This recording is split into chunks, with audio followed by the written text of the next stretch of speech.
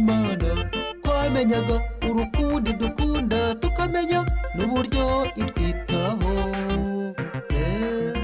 Twayikorera n'umutima ukunze, tutinuba kandi tudaharwa, kuko ibintu byose dufite niyo ibiduha.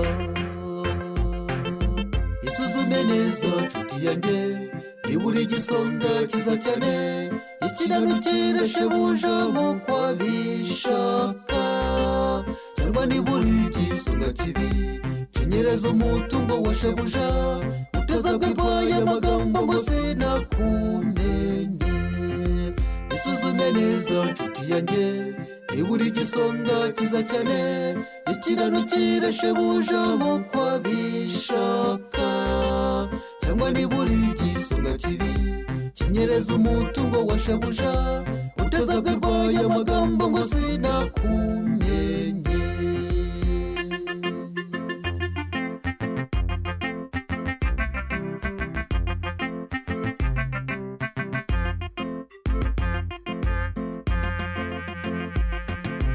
Imana niyo nyiri byose, burya iduha ari ukuturagiza kugira ngo tuyibere ibisonga.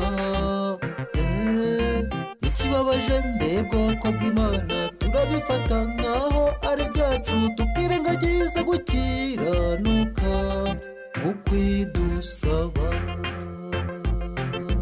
Isuzume neza nshuti yanjye, nibura igisonga kiza cyane, gikiranukira shebuja nk'uko abishaka, cyangwa nibura igisonga kibi kinyereza umutungo wa shebuja, utazabwirwaye amagambo ngo sinakumenye.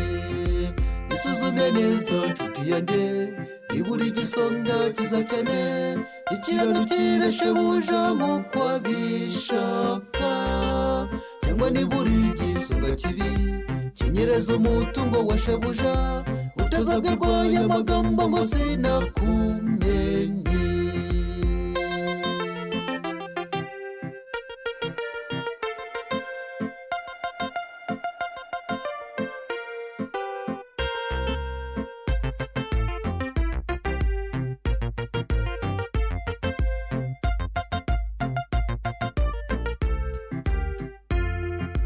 Gutanga bizana imigisha, Imana iti ngaho mubikore, murebe ko ntayibasendereza.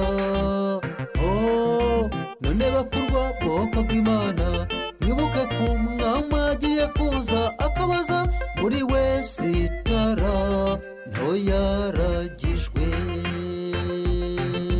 Isuzume neza nshuti yanjye, nibura igisonga kiza cyane, gikiranukira shebuja nk'uko abishaka, cyangwa nibura igisonga kibi kinyereza umutungo wa shebuja, utazabwirwaye amagambo ngo sinakumenye.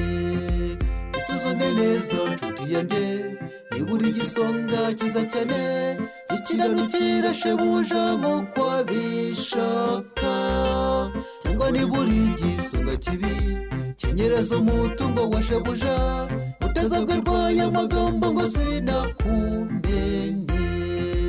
Isuzume neza nshuti yanjye, nibura igisonga kiza cyane, gikiranukira shebuja nk'uko abishaka, cyangwa nibura igisonga kibi kinyereza umutungo wa shebuja, utazabwirwaye amagambo ngo sinakumenye.